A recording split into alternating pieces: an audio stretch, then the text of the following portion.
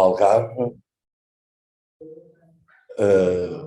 Dom Manuel Quintas, Sr. Bispo Beja, Dom João Marcos, o meu bispo e presidente da Conferência Episcopal, o Sr. Núncio Apostólico, penso que também estará, Dom Luís Scápolo, os senhores padres, e já vi assim no correr, permitam-me, porque uma questão afetiva, que nem todos vós saúdo um padre que está aqui a assistir, que, como diz António de Matos, dizia António de Matos, só nós dois é que sabemos, saúdo o padre Guzmão, amigo de longa data, mas com também apreço por todos vós, os seus diáconos e os caríssimos seminaristas.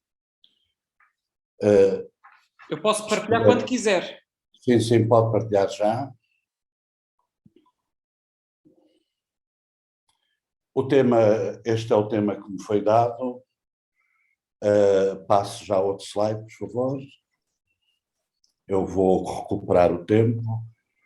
E para a introdução, eu pedia a todos os participantes que aceitassem a minha reflexão no contexto deste processo sinodal que estamos a realizar, que fosse uma reflexão ao estilo de revisão de vida e não com qualquer outro protecionismo que não seja o, como digo mais à frente, a razão maior que me levou a aceitar este convite.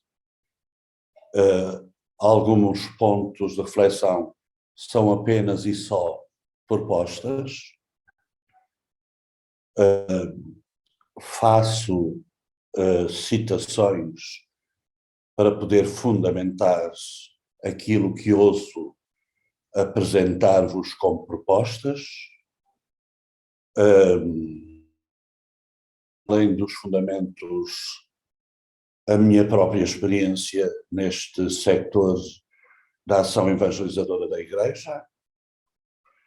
E depois tenho que reconhecer que o tema que me foi atribuído é um tema muito complexo.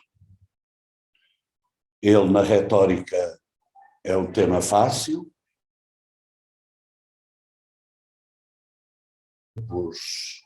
Desde a Conferência de Medellín, todos sabemos que esta ideia da igreja, uma igreja preferencial pelos pobres,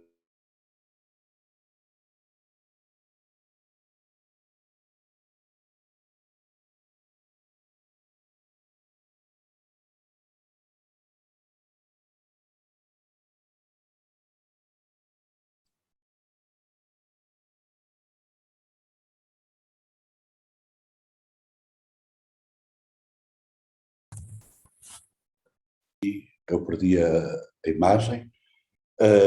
Portanto, em termos da narrativa, é frequente nos documentos da Igreja aparecer esta preferência pelos mais pobres dos pobres. Depois gostaria que algumas das evidências que eu possa mostrar, que podem ser generalizações, mas gostaria que, na reflexão, tivessem em conta aquilo que eu vou apresentar como propostas para a tal opção preferencial para os pobres. Não quer de forma nenhuma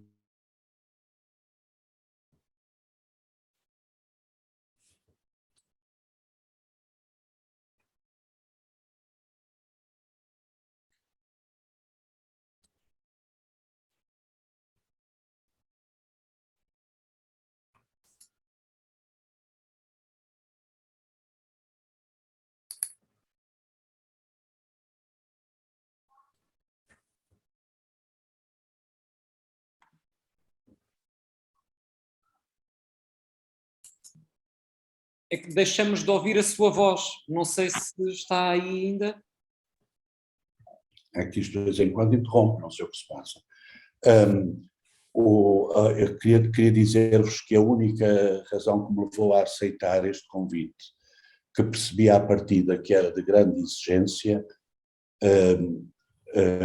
e agradeço desde já à comissão organizadora a confiança que em mim depositou, é esta verdade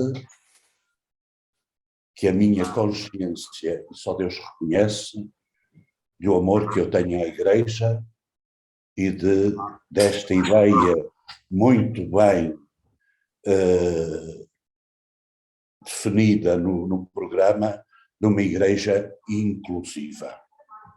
Pode passar, Padre Fernando. É um mundo desigual, começamos por dizer que é uma opção preferencial pelo mundo desigual.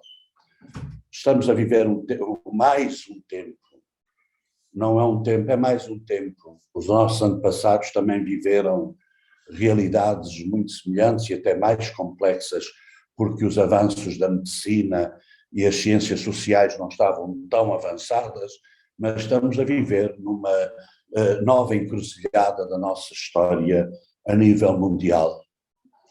Esta pandemia veio acrescentar novos problemas, porque novas realidades vivemos hoje, aos problemas já existentes. Não podemos esquecer, e este é um risco que nos últimos anos penso que se tem corrido, é de esquecermos que nós vivemos uma grave crise a nível mundial, com repercussões na Europa muito graves, e em Portugal e mais em 2 ou 3 países da União Europeia ela foi sentida com muita agressividade, que foi a crise do Madoff, da tal bolha financeira da União Europeia, que ocorreu entre o ano 2008 e 2013. E essa crise deixou rastros de sofrimento que ainda não estão superados, que ainda há gente que vive com as consequências dessa crise e que não conseguiu recuperar daquilo que foram as exigências para a recuperação económico-financeira do país. Depois não podemos esquecer que estamos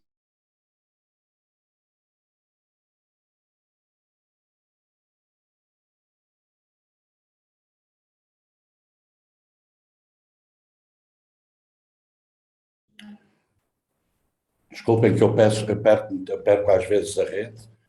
Estão-me a ouvir, não é? Não podemos esquecer que a crise económica e financeira que estamos a viver, que se vai agravar quando recuarem as medidas que têm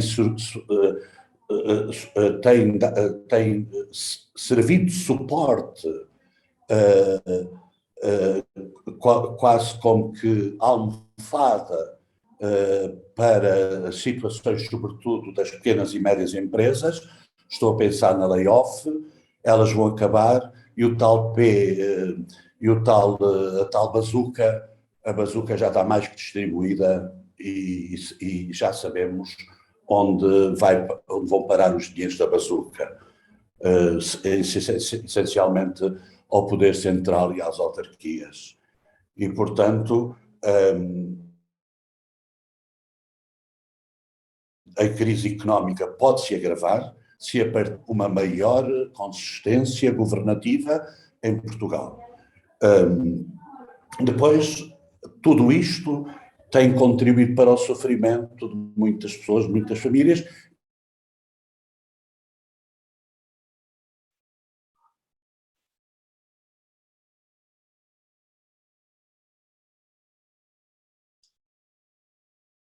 Até de algumas paróquias, que sabemos que o confinamento e a ausência de participantes nas nossas assembleias litúrgicas tem pauperado financeiramente algumas paróquias. Além disso, temos também ter sempre consciência de que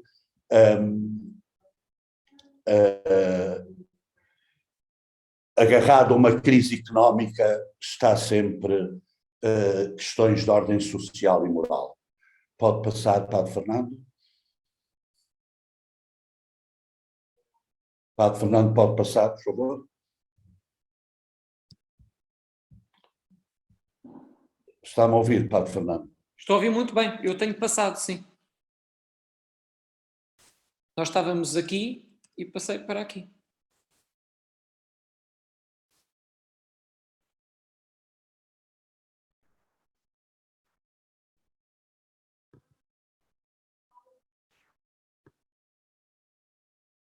Temos é de deixá-lo, está com uma internet muito fraca e há sempre cortes e vai falhando.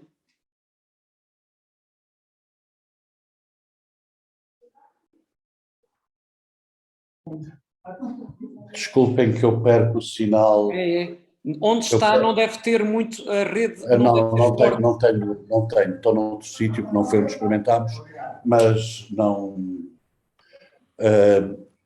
Agora, alguns apontamentos sobre as igualdades existentes no mundo. Eu baseei-me no relatório das Nações Unidas para o Desenvolvimento Humano. Todos os anos existe um relatório. Se formos comparar, as variações são muito pequenas.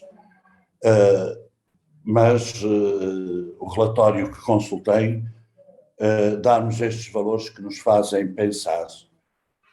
Os ativos, e deixo apenas algumas notas, os ativos dos 3 maiores bilionários do mundo são superiores à riqueza de todos os países menos desenvolvidos, ou seja, 600 milhões de habitantes do planeta Terra. Os ativos das 200 pessoas mais ricas do mundo são superiores aos rendimentos de 41% da população mundial. Se puder passar, Padre Fernando. Muito obrigado.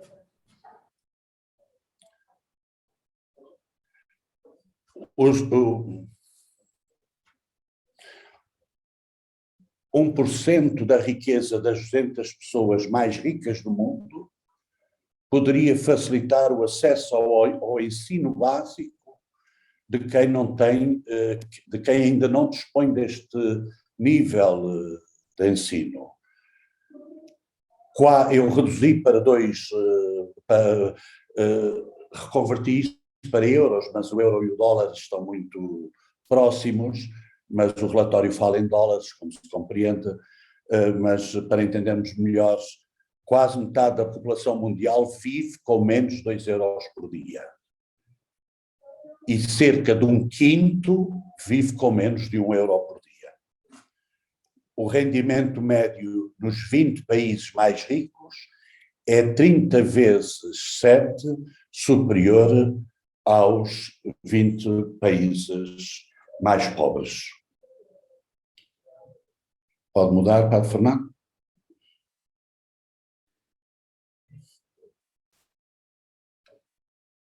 Já mudei.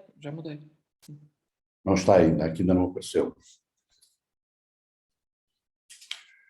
Ainda não apareceu. Não, é o problema da internet. Mas nós já temos. Já está. Agora, voltando a Portugal, estes números que eu estou a apresentar são números muito, muito recentes. É do relatório do Instituto Nacional de Estatística deste mês. A Fundação Manuel António dos Santos produziu um estudo, mas este estudo é mais atualizado. Quer dizer que em 2020 a taxa de pobreza subiu de 16,2% para 18,4%, que era a percentagem de 2019. Quer dizer que mais 228 mil pessoas em Portugal estão em situação de pobreza. A intensidade da pobreza quer dizer aquelas pessoas que nós costumamos dizer que têm o mínimo dos mínimos para viver. Vulgarmente dizemos que muitas vezes com a dimensão da exclusão social subiu de 24% para 27%. E aqui é um dado que nos tem que preocupar muito, que é um dado que já teve tendências para baixar e volta a subir, que é a pobreza das crianças e dos jovens, que no quadro dos 27% representam 20,4%.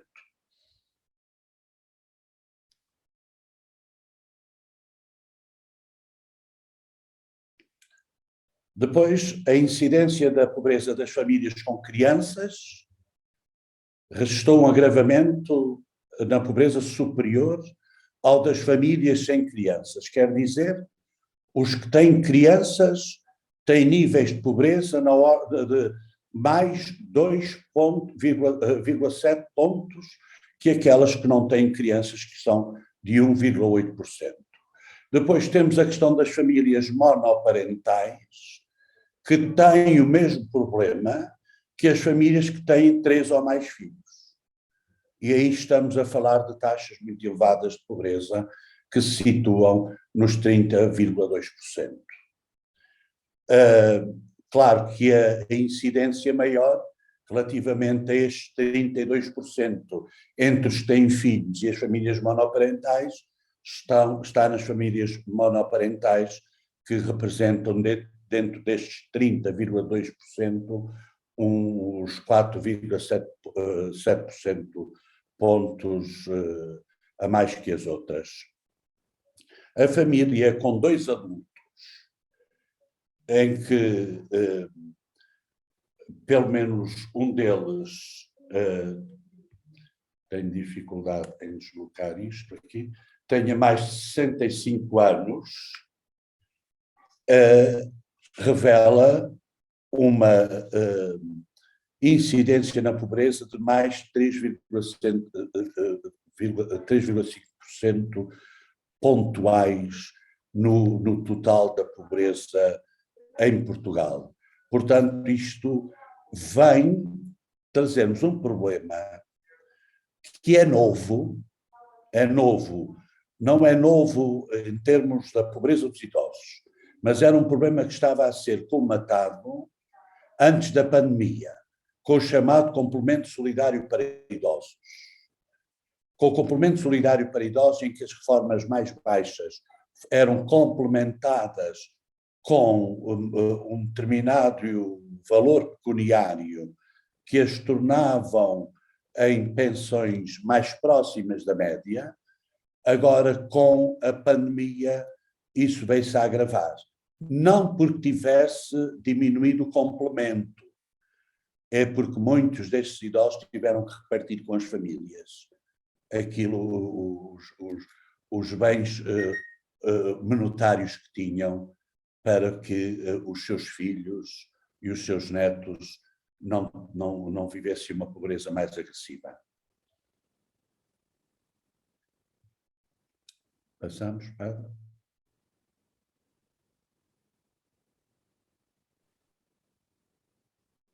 Não consegue passar? Sim, sim. Sim, já está, já está.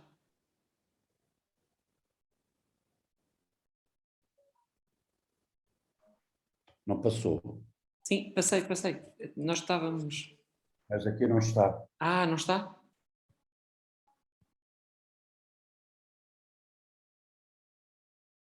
A incidência... Pois, perdemos-lo agora. Sim.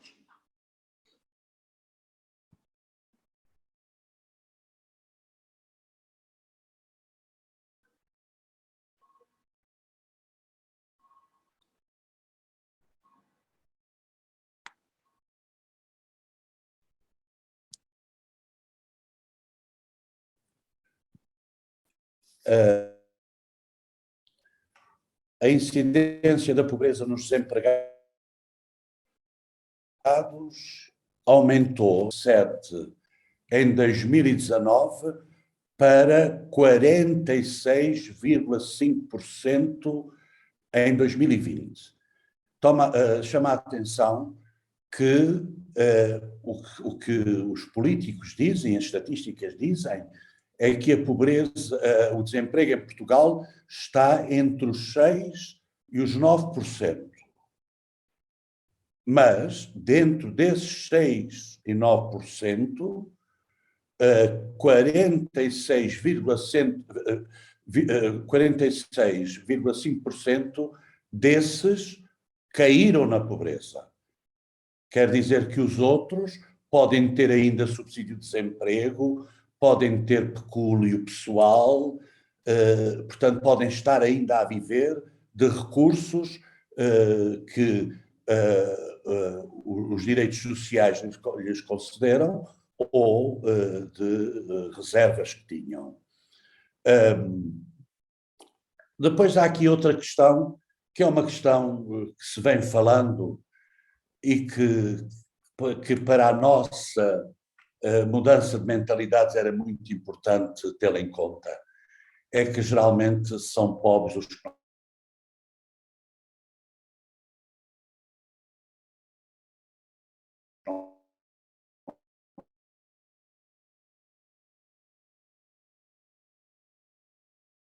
nos 2 últimos anos, mesmo tendo 11%, mais de 11%, continuam na situação de pobres. Nem sempre o trabalho resolve o problema da pobreza. Depois, a incidência da pobreza da população reformada, como eu já disse há pouco, aumentou, e pelas aquelas razões que posso intuir que estejam na base desse aumento.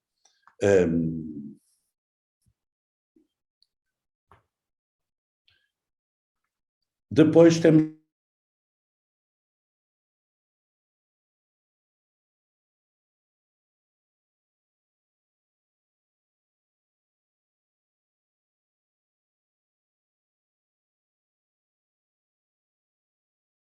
para ir abaixo no sítio onde eu estou, que não era previsível, mas depois há que ter muita atenção ao problema dos endividamentos.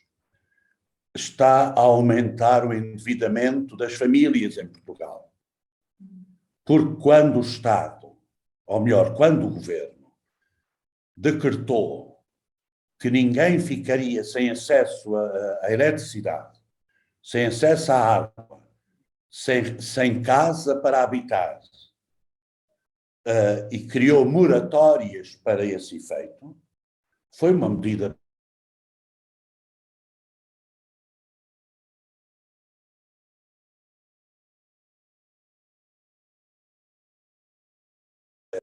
que não eram cedências a fundo perdido, mas eram empréstimos. E hoje temos pessoas que não só não podem pagar a prestação, porque alguns moratórios já acabaram no fim do ano passado, não só não podem pagar aquilo que estava estabelecido, como muito menos aquilo que agora lhes estão a exigir para a remissão da dívida contraída nos últimos meses. E, portanto, nós estamos com um valor de endividamento que tende a crescer de 5,4%.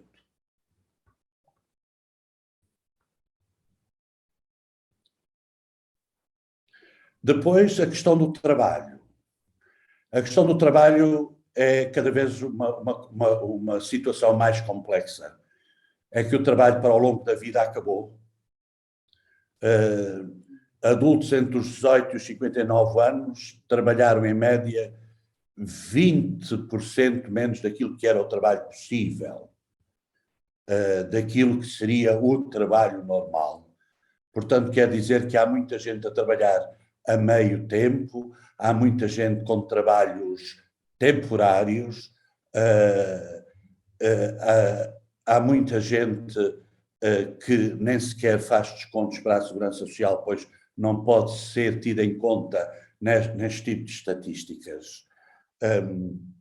Quer dizer que, em Portugal, nós temos neste momento 2,3 milhões de pessoas, 22% da população em situação de pobreza e exclusão social.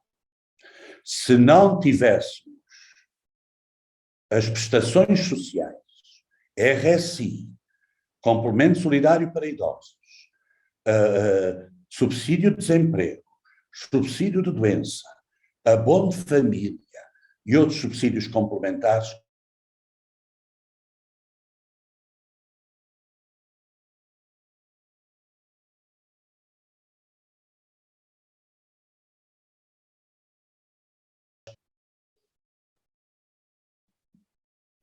passamos então.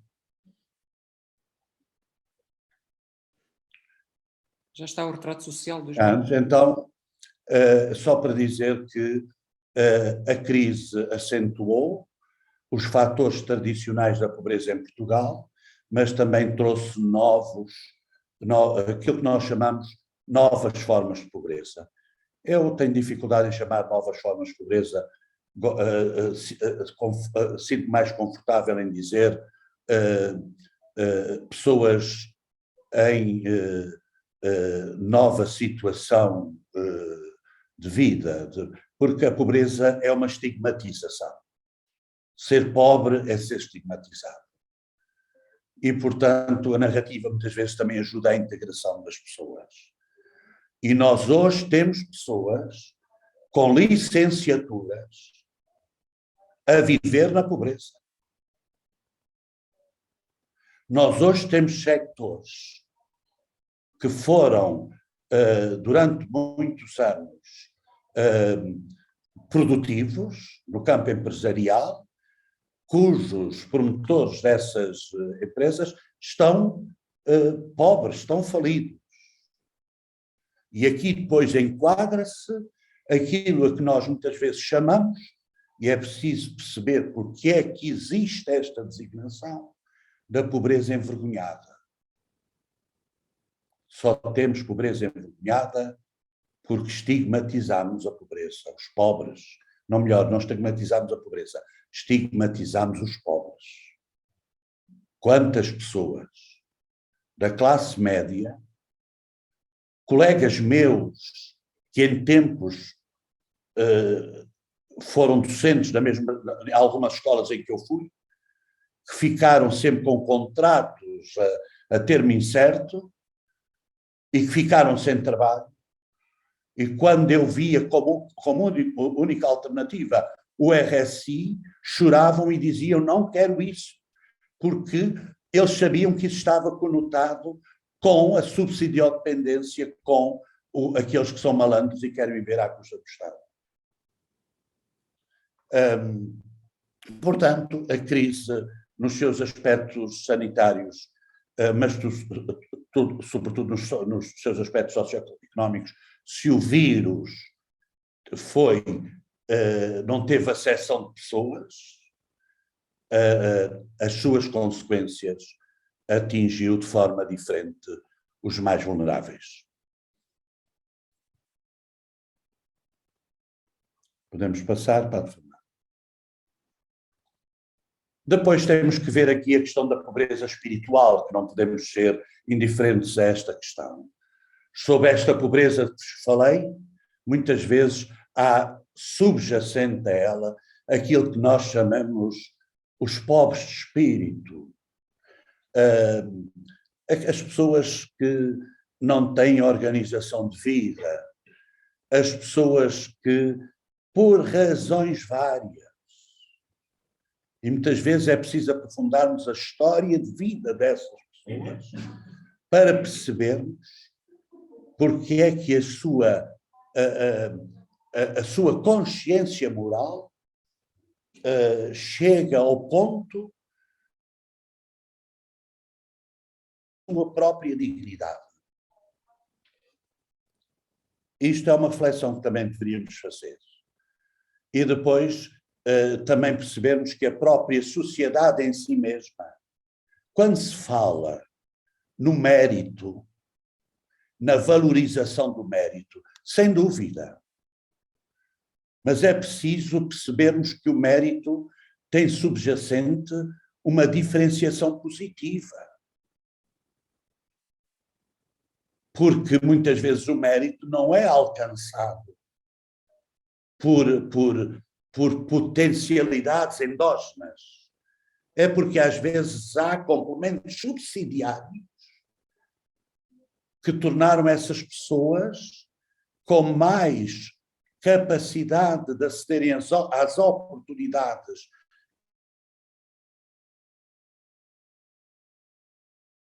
Nós sabemos perfeitamente, nós os crentes, e São Paulo VI deixou isso na Popular ao Progresso, que eu deixo aí transcrito, que no fim é uma transcrição do Lubac, do teólogo Lubac, e que vocês conhecem, não vou gastar o tempo com isso. Portanto, a opção preferencial pelos pobres tem que ter em conta o fortalecimento espiritual. E o espiritual não quer dizer propriamente religioso. Quer dizer do sentido, do transcendente que toda a pessoa contém em si. Deste estarmos mais para além de nós próprios, e que o salmista, no Salmo número 8, o deixa tão bem descrito. E, portanto, a libertação dos pobres tem que ter em conta esta dimensão também, não de ordem material, mas de ordem espiritual. Queria passar mais à frente, porque eu gostava de irmos ao debate. Peço desculpa por estas interrupções da internet. Interrupção. Não consegue passar, Padre Fernando? Não, já passei. Possíveis fatores que explicam as desigualdades. Os possíveis fatores que explicam estas desigualdades sociais. A primeira de todas é a negação da primazia do ser humano. Os nossos bispos, em 1997, publicaram a única instrução pastoral sobre a ação social que temos em Portugal, em que eles, citando a centésimos anos, fazem esta afirmação de que, efetivamente, ajudar a descobrir a dignidade inviolável de cada pessoa é uma tarefa essencial de todos, e a Igreja tem um papel fundamentalmente nesta missão. A seguir.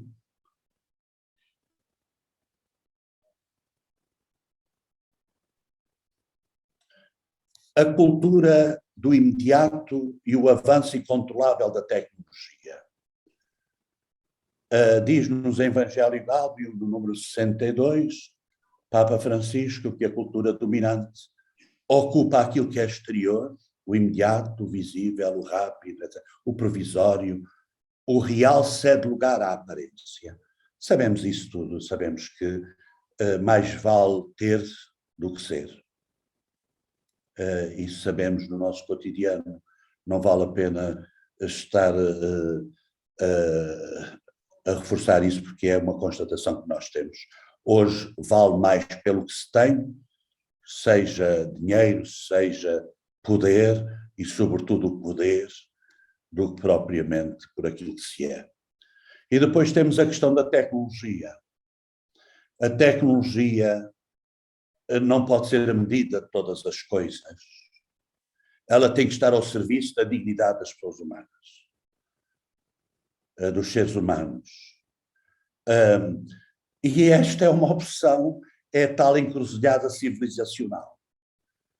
se é para continuarmos a apostar com esta velocidade tecnológica com que estamos, que pretende trazer mais rápido o lucro, porque a produtividade é mais fácil, do que valorizar aquilo que é um direito e um dever do ser humano, que é ser cooperador na obra da criação, através do trabalho que realiza. Isto é uma opção que temos que fazer. Porque ninguém tem dúvidas, por muito que nos venham dizer, que as novas tecnologias subtraem a mão de obra. Basta, muitas vezes, um dedo para pôr a funcionar aquilo que antigamente era uma fábrica de 100 ou 200 trabalhadores. E depois temos um sistema de ensino que coloca o científico e o técnico em primeiro lugar.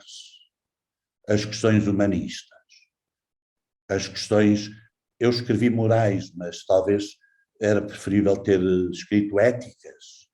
E as questões religiosas são tabus nos nossos sistemas de ensino. E nós sabemos o que está a acontecer presentemente também em Portugal neste aspecto. Rápido, para poder cumprir o tempo.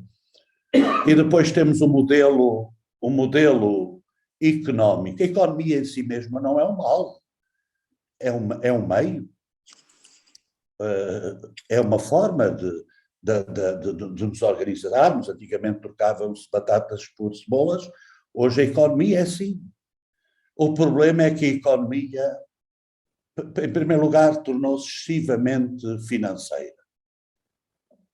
Colocou a sua aposta mais no monetarismo, no financiarismo. E também deixou-se, ou melhor, a política deixou-se dominar pela economia. E nós temos uma economia predominantemente financeirista. E temos por aí questões que vão, mais tarde ou mais cedo, voltar a ser problema grave. E de crise em crise, as crises vão sendo cada vez mais graves. A questão da bolha imobiliária é impossível, com os salários que os jovens hoje oferem, mesmo os licenciados, que possam suportar rendas de 600 euros. Com 2 assoalhadas, ou por vezes uma assoalhada. E não estamos a falar só nas grandes metrópoles. Há um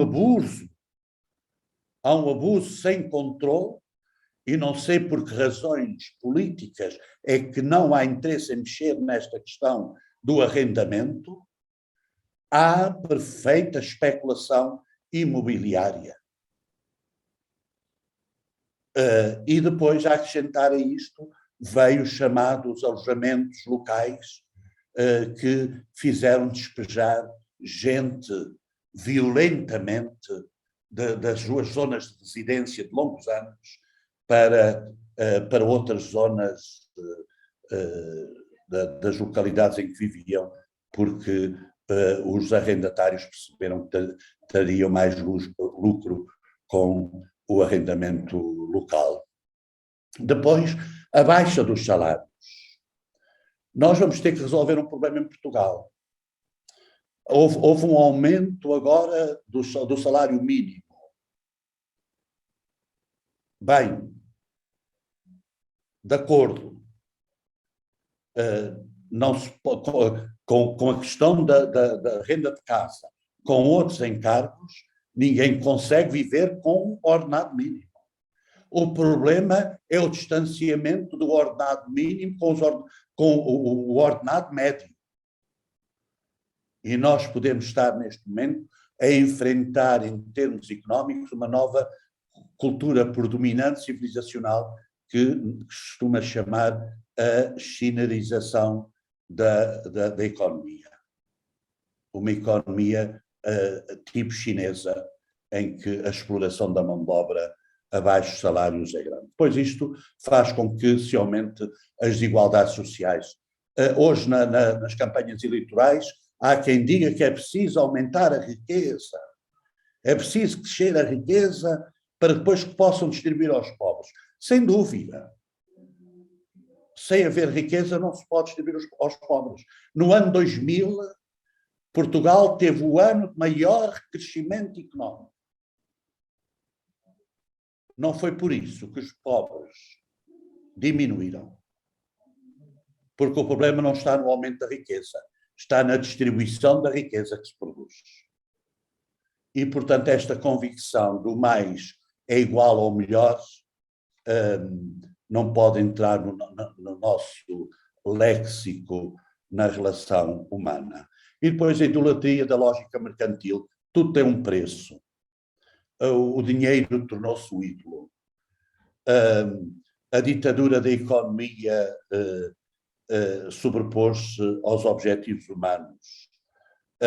Esta questão de que os mercados se regulam a si próprios, na crise última, 2006-2013, provou-se que isso é falacioso. E depois tudo tem um preço. Alguém que queira um trabalho de voluntariado, há de alguém perguntar se fazes isso, é porque algum interesse tens. Não há almoços grátis.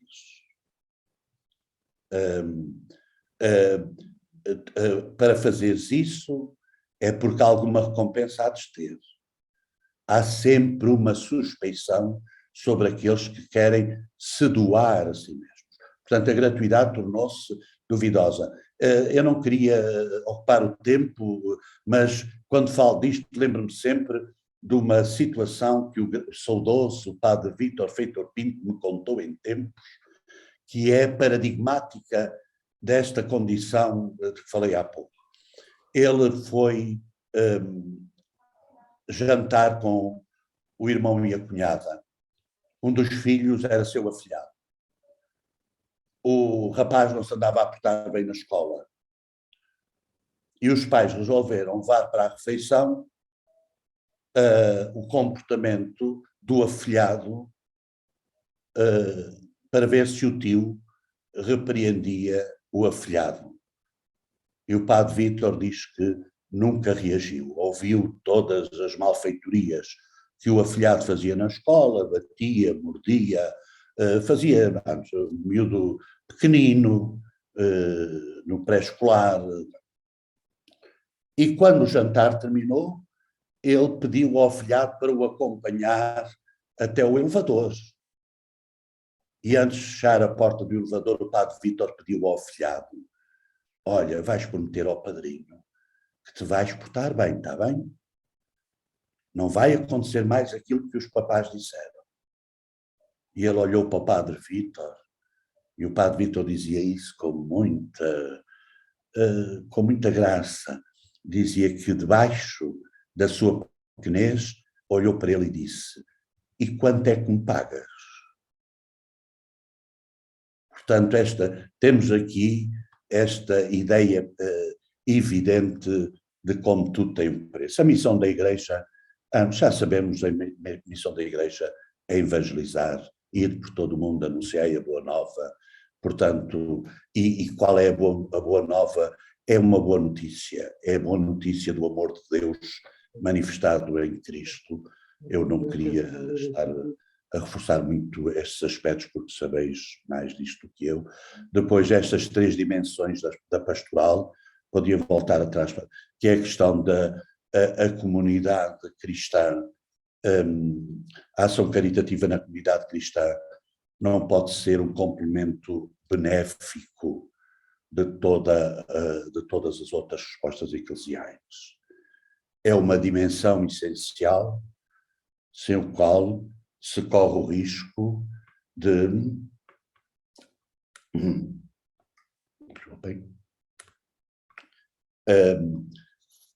se tornar o doutrinamento numa teoria e a liturgia num cultivo vazio. Mas isto nós já sabemos perfeitamente que é assim. Passarmos ao outro slide. A outra ideia é fazer com que os serviços caritativos e sociais expressem o amor de Deus. só Deus é amor. E, portanto, a única linguagem mais eficaz para evangelizar é a linguagem do amor. E nas instituições sociais da Igreja, sem sofismas de deformações semânticas que muitas vezes encontramos, tem que haver lugar para todos. Mas mesmo para todos. Sem exceção de ninguém. Passamos ao outro slide.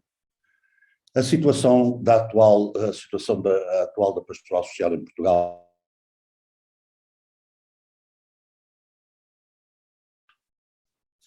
não sabemos quantas instituições a Igreja tem, portanto, instituições com eleição canónica, quantas pessoas colaboram nessas instituições.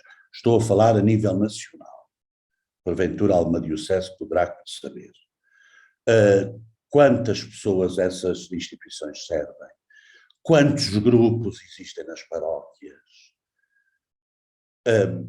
Não há um conhecimento.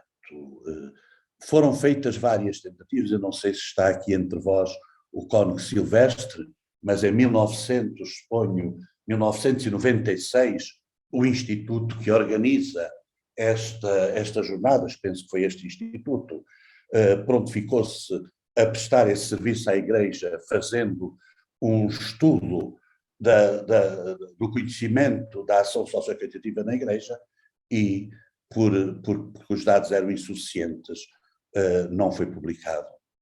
Depois ainda houve mais uma tentativa, e a última foi em 1906, com o apoio da Universidade Católica, com o professor Alfredo Teixeira, com Henrique Joaquim, e mais uma vez ficaram os dados na gaveta, porque não se conseguiu ter dados completos sobre esta realidade. E é muito importante que isto se conseguisse.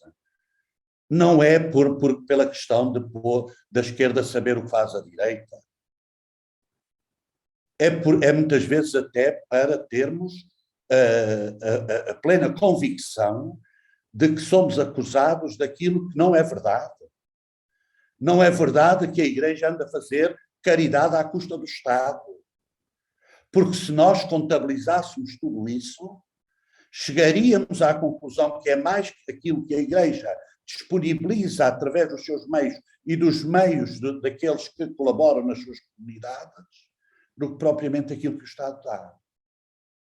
E refiro-me, sobretudo, aos grupos informais, conferências vicentinas, grupos sociocaritativos, cáritas paroquiais, etc. Portanto, tenho pena que este conhecimento ainda não seja um conhecimento real, porque talvez muita gente ficasse surpreendida. Já todos sabemos que não é a Igreja que predomina na sociedade portuguesa em termos de ação social. Outras organizações no pós-25 de Abril se começaram a evidenciar, e até com outras metodologias, e portanto, mas não está na contabilidade da conta satélite do Instituto Nacional de Estatística aquilo que nós chamamos os grupos informais, que não têm estatutos, não têm uma formação legal segundo o Código Civil.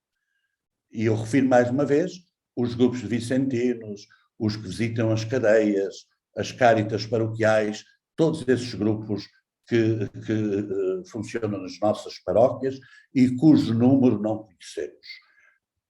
Sabe-se que pelo menos 40 e tal % das paróquias terão grupos de ação social organizados,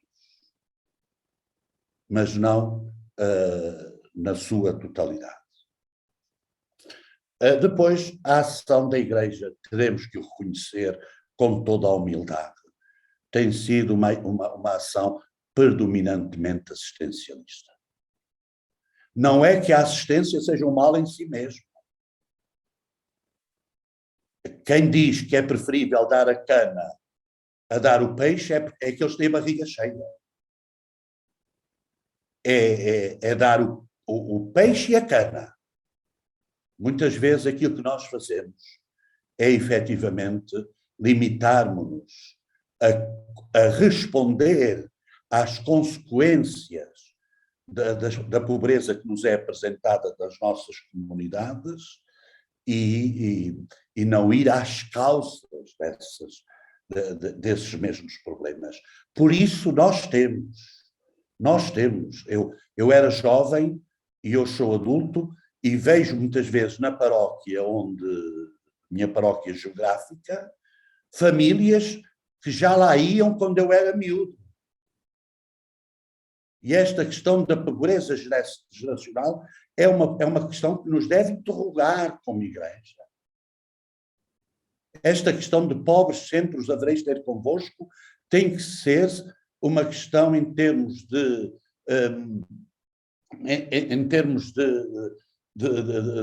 da sua própria leitura exegética, tem que ser tida com muito cuidado, porque não é permitido, não é possível que as pessoas nasçam pobres e entreguem como herança aos filhos a pobreza.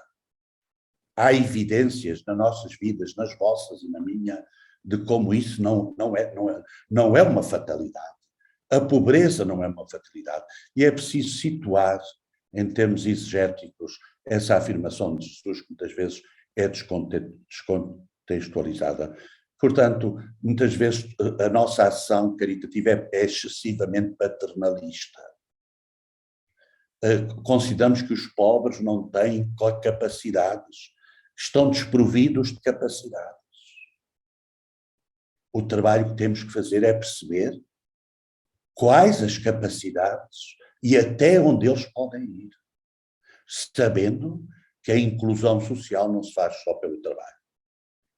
E depois a desarticulação entre os diferentes grupos eclesiais e dos grupos eclesiais com os outros. Até digo, é mais fácil haver uma articulação entre os grupos eclesiais e aquelas chamadas redes sociais que hoje existem ao nível concelhio ou nos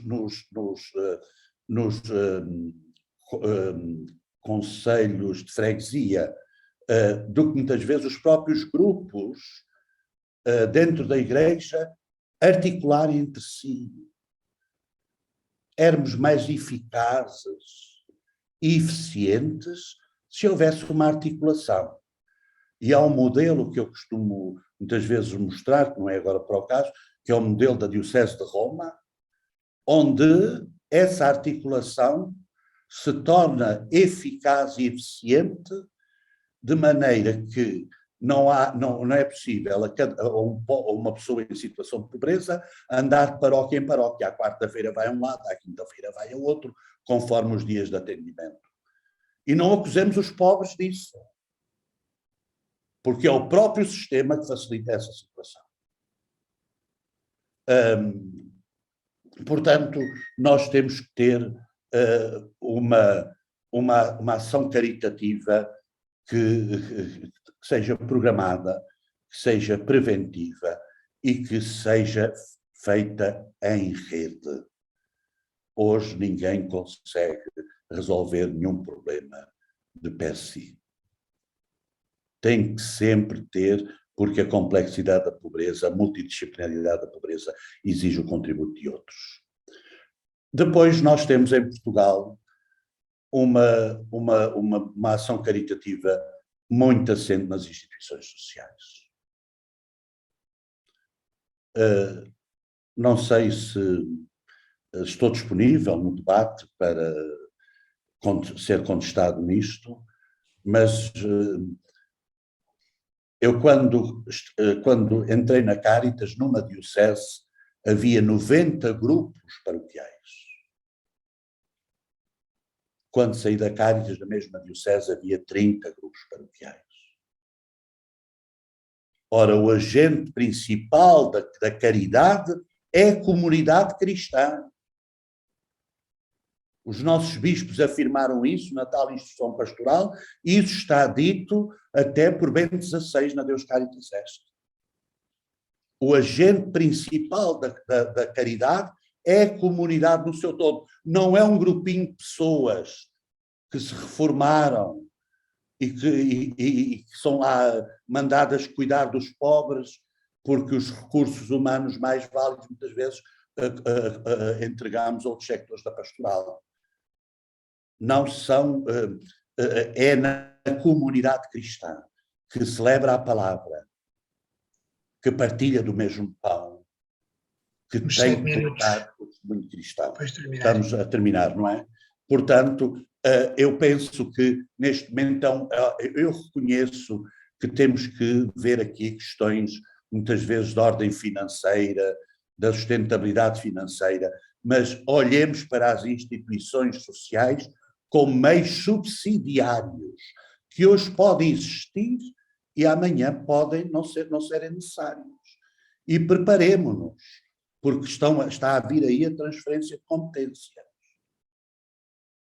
Viu alguma coisa, vai ver como, e até na estratégia de combate à pobreza publicada no 29 de dezembro passado, vai haver muita coisa transferida para as câmaras. Passamos então para podermos ir ao debate. A ação social, se o Conde Silvestre estiver aqui no meio de nós, ele sabe isso, porque foi uma reflexão feita muito em conjunto. O que é que se pede à comunidade cristã? Que faça crescer na paróquia a dimensão social como uma exigência da própria comunidade cristã. Que assegure o conhecimento e o atendimento dos problemas sociofamiliares das paróquias. Aquelas estatísticas que eu vos estive a mostrar valem o que valem. Valem o que valem. Aquilo é feito com cruzamento de dados, muitas vezes, de fontes diversas. Imaginem que conseguíamos ter aquilo que eu sempre sonhei, que os nossos grupos paroquiais e as nossas instituições sociais carreavam para uma plataforma o número de situações que tinham e as causas subjacentes a essas situações, nós tínhamos um rigor estatístico muito mais fidedigno do que aquele que nos é dado pelo Instituto Nacional de Estatística. Depois, articular as atividades das instituições e dos grupos de ação social. Passemos. E depois o nível etário dos nossos agentes da pastoral paroquial é muito alto. Logo ao princípio de estar na Cáritas, fiz um questionário às Cáritas diocesanas. Não disse que instituição era, mas mostrei ao tempo à saudosa Manuela Silva, e ela só teve esta conclusão. Não sei de que instituição se trata, mas esta instituição aí por aqui está em extinção. Nós temos que rejuvenescer os nossos grupos de ação social. Nós temos pessoas nas nossas comunidades competentes. E nesta Igreja Inclusiva, nós hoje temos pessoas academicamente preparadas para participarem nos nossos grupos paroquiais e serem a voz, porque é muito diferente ouvir do que sentir. E serem a voz daqueles que não têm voz nos nossos próprios grupos paroquiais. E o parco tem que ser o responsável por esta dimensão evangelizadora da sua paróquia. Não pode entregar aos vicentinos. Não pode entregar um grupo qualquer. Ele é o responsável, como é o responsável da fidelização catequética e do rigor litúrgico. E depois a insuficiência de formação nos agentes pastoral social. Eu já fiz esta proposta em instâncias adequadas.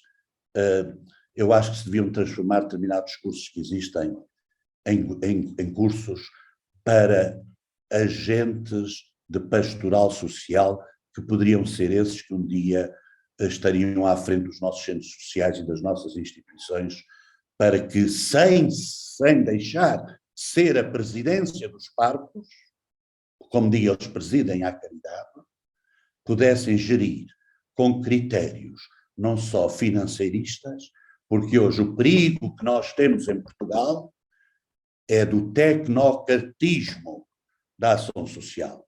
Passamos de uma fase de amadorismo para uma fase de excesso de tecnocracia. Não é de técnica, porque ela é importante. É quando a técnica se sobrepõe ao humano. Portanto, a insuficiente formação dos agentes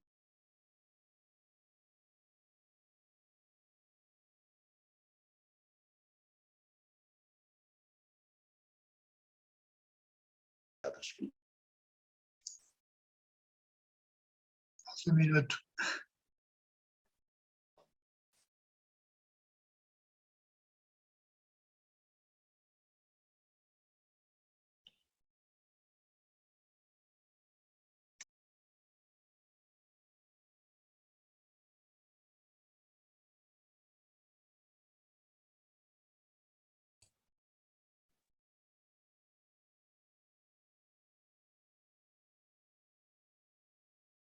Eu perdi outra vez a conexão. Padre Fernando, eu talvez passasse rapidamente os slides para dar lugar ao debate, porque eu acho que o debate é muito importante. E se não se importasse, comentários à volta deles. Peço desculpa porque esta instabilidade na internet, no lugar onde estou, não era previsível.